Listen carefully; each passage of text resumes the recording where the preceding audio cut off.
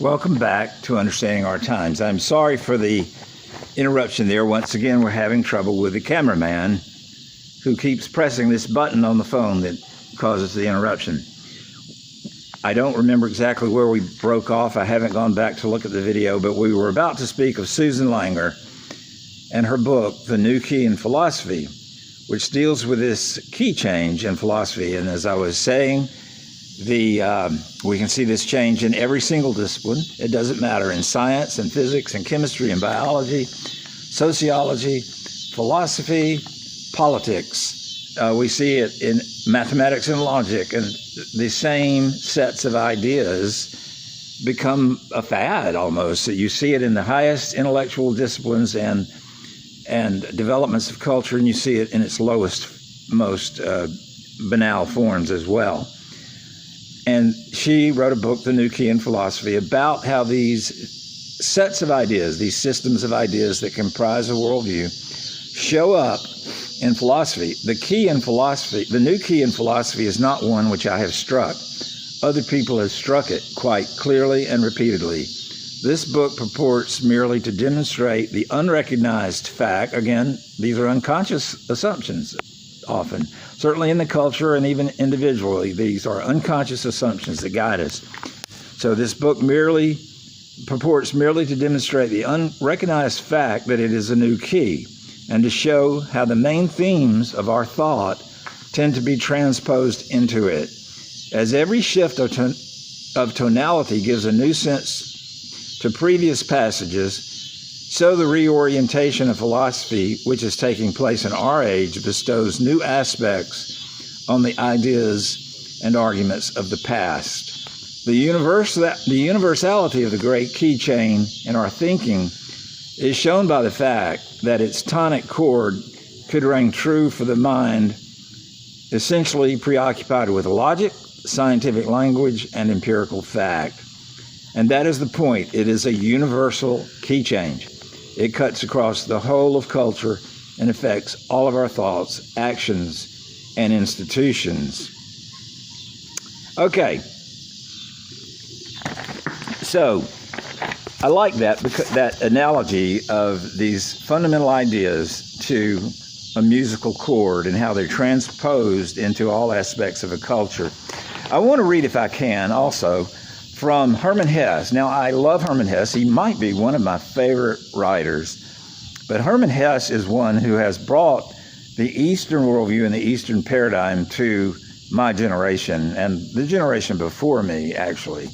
I love reading him. I don't agree with his philosophy. And the previous generation, after World War I, it was Somerset Maugham. Maybe some of you remember The Razor's Edge. There was two movies. There was a remake with Bill Murray, and there was another one with somebody, I can't think of his first name, Powers. But Somerset Maugham in his writings introduced the Eastern ideas to the West, and Hermann Hesse to my generation, and a little before my generation, maybe. The philosopher from which we start to get the Eastern influence is Schopenhauer with his the world as idea, the world as will and idea. And we'll get into that more later. And also the transcendentalist, Ralph Waldo Emerson, another writer I absolutely adore. But again, I don't believe his philosophy, which is based in Eastern thought. So here we go. But this is an interesting little quote from The Glass Bead Game.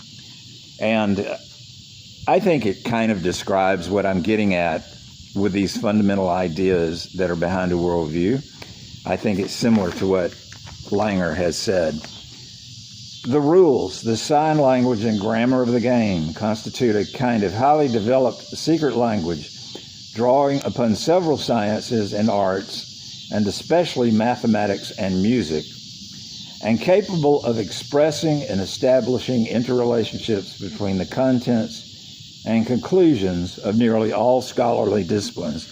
And I like that about it. I know this is a fiction, about a fictional society, but he's talking about a set of ideas that express and establish interrelationships between the contents and conclusions of nearly all scholarly, and for that matter, non-scholarly disciplines, activities, and compartments of culture. That's what these fundamental ideas are that comprise a worldview.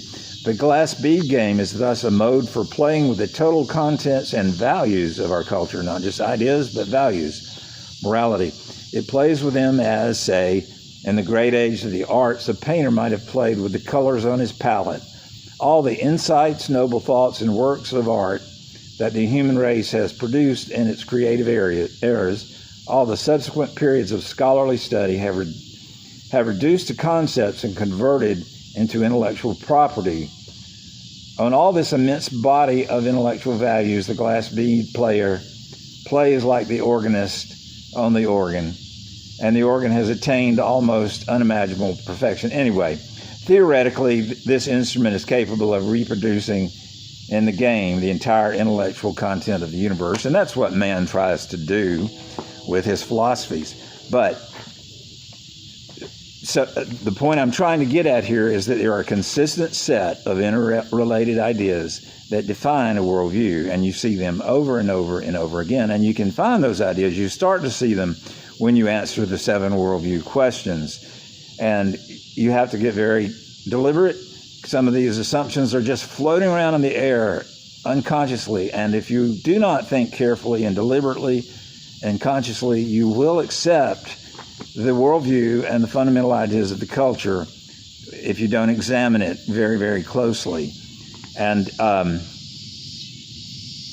we'll go into more what these fundamental ideas are as we answer the 7 worldview questions. I hope everybody gets acquainted with those 7 worldview questions and answer them for yourself and see how you think they fit our culture. What is our cultural worldview? Our personal and our cultural worldview. And then we have a definition of worldviews. We have 7 worldview questions. We have specific ideas and sets of ideas that define each worldview.